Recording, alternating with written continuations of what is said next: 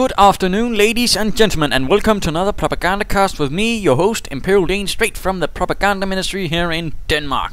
And today we have a 1 versus 1 for you on Semois. Yes, indeed, it is that quaint, sleepy French town by some river, representing ever so many French quaint towns by some small river. Amazing, isn't it? Yes, indeed. And today we are having a 1 versus 1, and let's go have a look at the two opposing forces in the northern corner.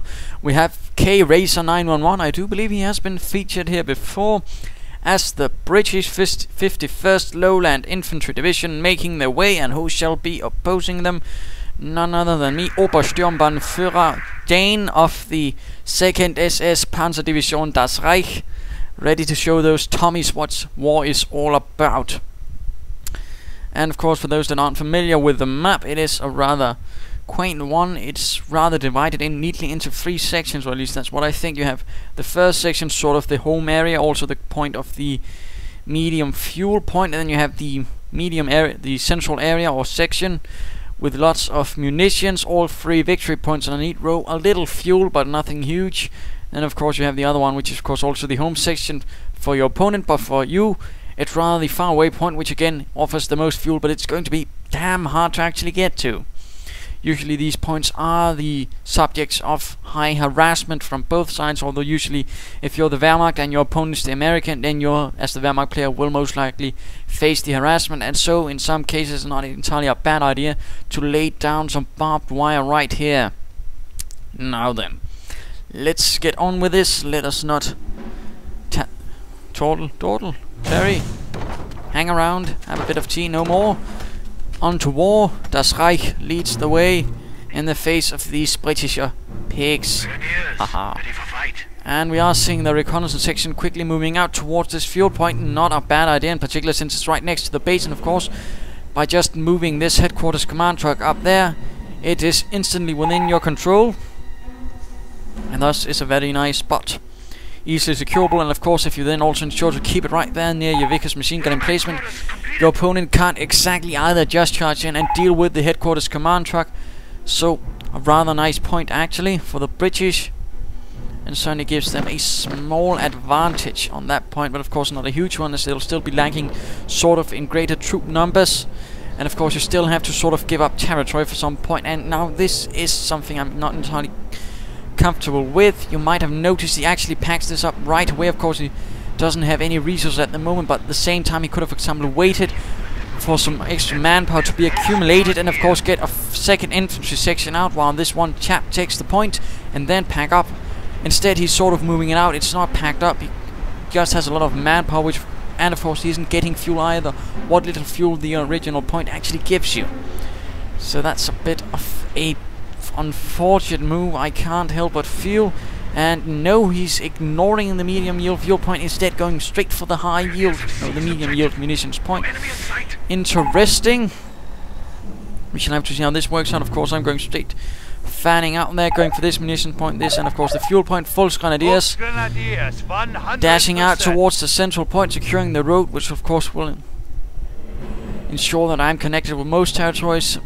Reconnaissance section going straight for this point, while the lieutenant dashes towards the east, going for this munitions point as well. No huge fights at the moment. Oh wait, no. And we are seeing a second Volksgrenadier team out. That's rather what I go for. Gives me a sort of decent infantry start out. And of course then when I get the heavy machine gun team, or perhaps a bike, I can then easily move it up to where the actual action is, and of course get a bit more better support, rather than one, for example, one Volksgrenadier team, then one MG42, in which case might be so unfortunate the enemy gets the drop on the MG42, which is going to leave me in a bit of trouble. So that's rather how I operate, and there we go, MG42 team out to support the troops of the 2nd SS. Clearly some recruits who haven't been quite integrated yet. And we have the first engagement here. Volksgrenadiers in a slight unfortunate position, as Tommies, aka infantry sections, are a lot tougher. Tommies being sort of what the Germans and the British call their troops affectionately. It's not actually a military designation. And looks like these chaps are getting rather outnumbered by the Volksgrenadiers. taking on fire from all sides, forcing also out the defenders a bit, but still the British will certainly be in a bit of trouble since there aren't actually anything to support them. But 3rd Infantry Section moving in while the reconnaissance section is up there, not supporting the Volksgrenadiers though. And these Volksgrenadiers are coming under quite a bit of fire now, being under fire from inside the building, and of course the chaps in the north.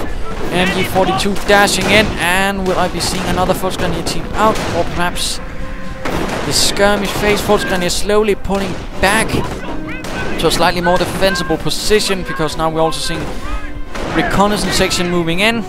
MG42 dashing in as well to sort of set up, and setting up rather unfortunate position, and reconnaissance section is moving in towards the north. Volksgrenadiers moving into cover while the other chaps are coming from the north. Reconnaissance section awfully exposed right out in the open, not the best situation, and MG42 team rushes into the building for a slightly better position. Volksgrenadiers just continuing to take fire, but they are still holding out, since with a bit of heavy cover now, that heavy machine gun, they can survive for a wee bit longer. And we are seeing the skirmish phase being researched.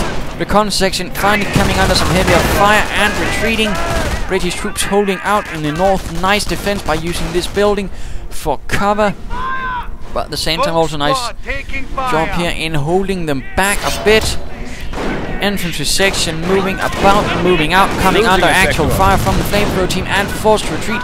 Volksgrenadiers laying down a bit of barbed wire to ensure this machine gun emplacement isn't so easily rushed. And 2nd Infantry section getting the devil out of there. Not entirely keen on getting toasted by the Hun. And the Hun being a nickname from the Germans that stemmed from World War I propaganda, where the British tried to sort of make the connection between Attila the Hun's troops and the German forces back then, and it sort of stuck with the British, who of course also referring to them as the Hun in World War II. So that's a bit of fun propaganda knowledge for you chaps. And another pioneer team being sent out so I can get our creek barracks up right away while keeping the other chaps moving about, laying down mines, defenses, and seizing territory. There we go. Plenty of mines here and there, going to make it a bit harder for those British to actually get my points. And we are seeing a casualty clearing station going up. Not a bad idea for sure. We're also seeing Bren guns being equipped, of course with the munitions point in British hands. It would of course be a bit easier to get those things, and laying down some barbed wire here to make it a bit harder to get to this building directly, and of course denying any light cover there. Again, you don't necessarily just have to use barbed wire to deny enemy heavy cover. Even light cover can make a small advantage, and of course preventing them from doing the sort of I'm going straight for your positions approach, but of course keeping them longer out in the open, which is just as good as just keeping them out of heavy cover. And we are seeing a large infantry force moving in. Lieutenant and support to support the 51st Lowland Division. Pioneers taking on the fight on these reconnaissance section, which did manage to hit a mine. We are losing and now the ground. Pioneers are blasting away with the MP40s, not looking too good, but now the reconnaissance section is unpinning, which won't end up too well for those Pioneers. They shall probably have to retreat. And not coming much out of here. A pack, in fact, since I might sort of be expecting the appearance of some sort of light armor in this Stuart light tank. And so I prefer having a pack on the field. Pioneers managed to take on one reconnaissance chap, but the rest do survive. And I have an observation post, as I did feel a bit bold and went for that to give me a lot of munitions, in fact. And further Pioneers marching out. In this case I did go swiftly for the Creek Barracks and the pack, not opting for 3 teams since I felt I could do it, since I had managed a nice fight up here, holding back the British a bit. And of course I do worry that of course they might go straight for a Stuart, in which case I want a pack ready no matter what, and then of course I can always get some grenadiers out to support the glorious forces of the Reich.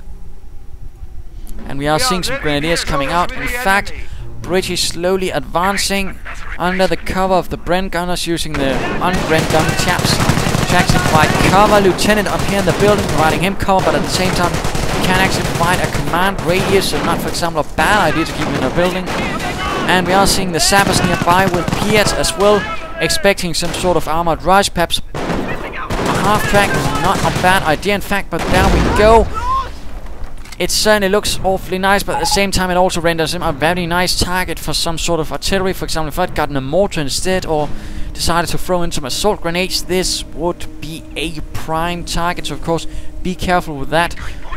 A better move would perhaps, for example, to spread them out a bit more longer along this line, would still give you the advantage. Sappers continuing along the line could have also been, for example, nice to lay down some barbed wire and sandbags, perhaps some mines. Would have been great help to the 51st Lowland Division and its cause. Captain on the field with his virtual revolver. Certainly going to be one to think that we are going to see, oh dear, Pioneer team blasted apart by Piat rounds. And we are seeing the other Pioneer team up here, so that leaves me with only, oh, I got some extra Pioneers. And oh dear, Pioneer is down, sniped in fact. Let's go have a look at Major K. Racer. Captain on the field. Nothing off the tracks. In fact, he's going straight for the armor command truck.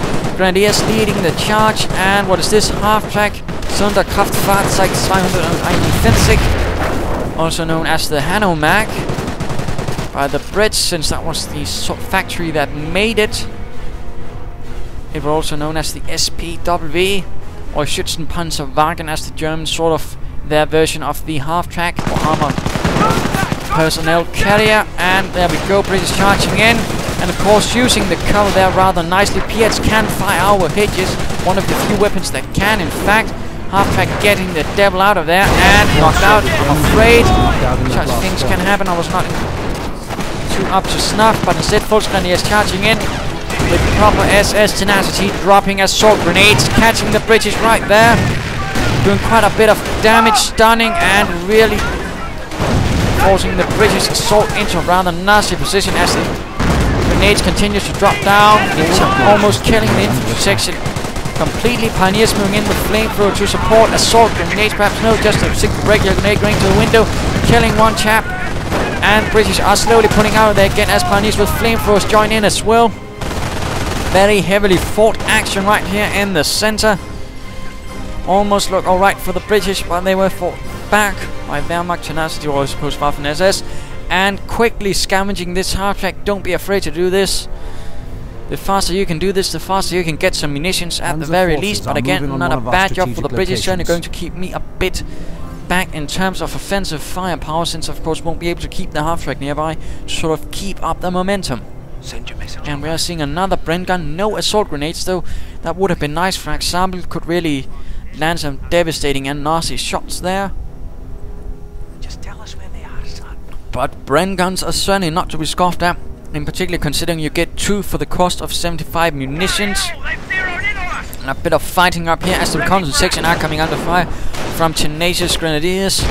Grenadiers being quite effective infantry, some of the toughest, most accurate bastards in the entire game.